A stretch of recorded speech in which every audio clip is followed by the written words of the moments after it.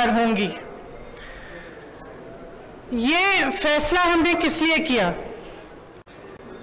जब मैं 2019 के चुनाव में उत्तर प्रदेश प्रचार के लिए आई थी तो इलाहाबाद यूनिवर्सिटी की कुछ लड़कियां मेरे से मिली और उन्होंने मुझे बताया कि किस तरह से यूनिवर्सिटी के नियम कानून, हॉस्टल के नियम कानून उनके लिए अलग थे और पुरुषों के लिए अलग।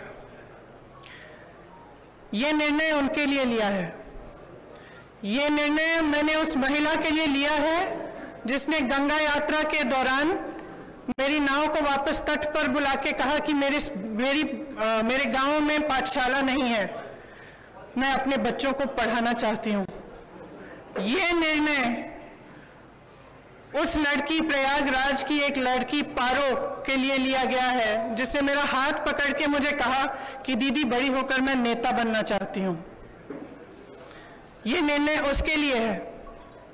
ये निर्णय चंदौली में जो शहीद एयरफोर्स के पायलट हैं उनकी बहन वैष्णवी के लिए है, जिसने मुझे कहा कि उनके भाई शहीद हो गए हैं लेकिन वो पायलट बनना चाहती है।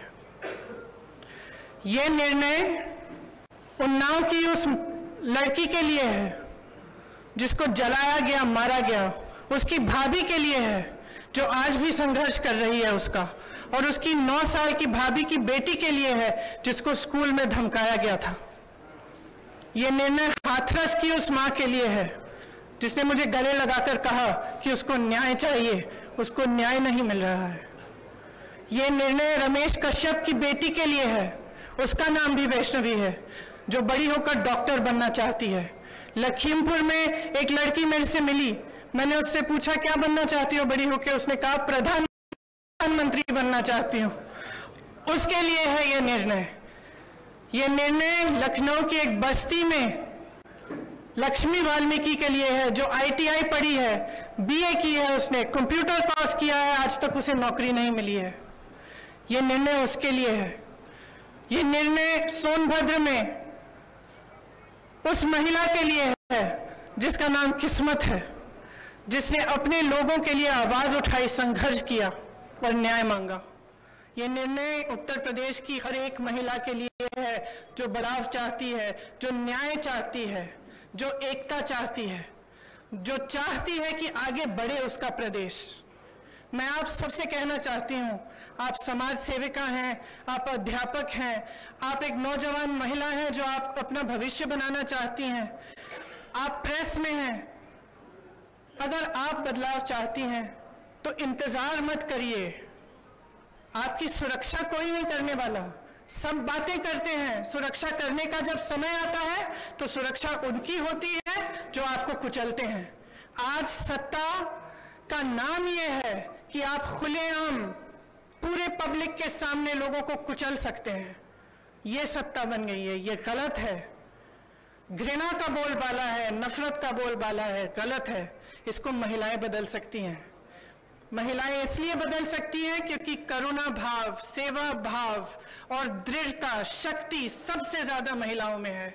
मैं आपसे कहना चाहती हूँ, राजनीति में आओ, मुझसे कंधा से कंधा मिलाओ।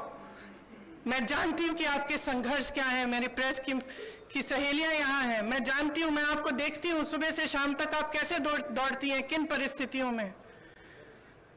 जब सीतापुर में बीच रात में अंधेरा था, मुझे घेर लिया पुलिसकर्मी ने, महिला पुलिसकर्मी थी, मुझे घेरा, मुझसे लड़ी, मैं भी भिड़ गई उनसे। उसके बाद मुझे उन्होंने जीप में बिठाया और अंधेरी रात में सिर्फ मैं, वो दोनों और 2 कांस्टेबल मुझे सीतापुर के PSC कंपाउंड में ले गए। एक का नाम मधु था, एक का नाम पूजा। ये निर्णय उनके लिए भी है क्योंकि मैं समझी कि 4 बजे सुबह तक ड्यूटी पे थी। उनकी एक अफसर जिनकी पोस्टिंग सीतापुर में थी लेकिन जिनकी बूढ़ी माँ अकेली नोएडा में रहती है। कितना संघर्ष करना होता है महिलाओं को। कौन करेगा ये संघर्ष आपके साथ अगर आप एकजुट नहीं होंगी?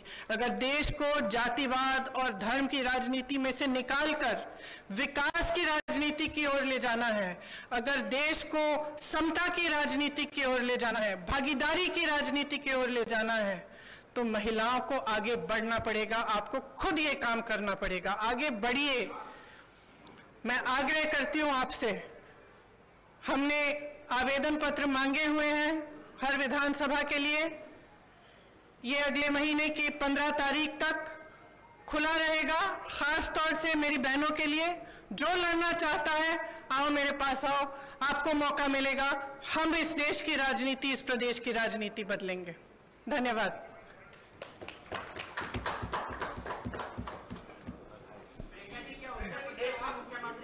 हम लोग सवाल लेंगे।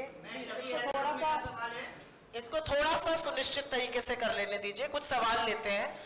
मैं पहले प्रिंट इलेक्ट्रॉनिक मीडिया से शुरुआत करूंगी, आपके पास मैं जरूर आऊंगी। प्रांशु जी, आपका सवाल।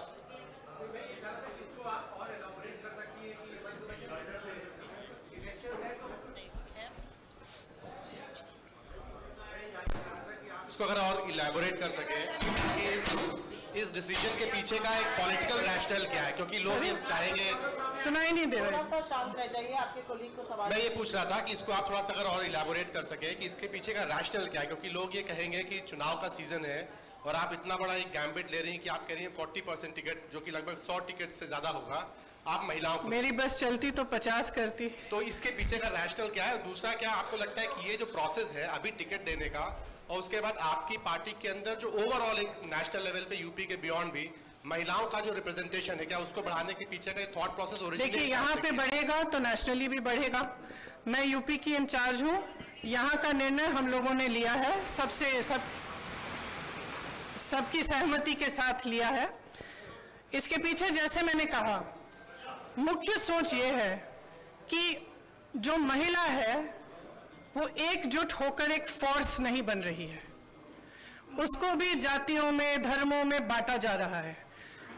राजनीतिक पार्टियां सोचती है कि एक गैस सिलेंडर देके 2000 रुपए देके खुश कर देंगे, लेकिन जो महिला का संघर्ष है वो एक बहुत लंबा और बहुत गहरा संघर्ष है।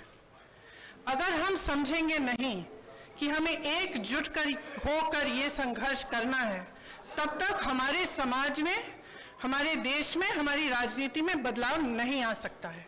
तो सोच ये है कि हमें जाति से ऊपर उठकर, धर्म से ऊपर उठकर, जो प्रदेश है, देश है, एक तरह से हम महिला है वो सबसे बड़ी चीज है हमारे लिए। हम एक दूसरे के संघर्ष समझें। जब हम देखें कि एक महिला लड़ रही है तो हमारे मन में ये नहीं आए कि अच्छा ये तो ऐसी महिला है या वैसी महिला है। हमारे मन में ये आए कि ये महिला है, मेरी बहन है, मुझे इसके साथ खड़ा होना चाहिए, मुझे इसके साथ लड़ना चाहिए। ये भावना है इसके पीछे। जयनेन्द्र जी, एबीपी, उनका हाथ उठा हुआ है। मैं आप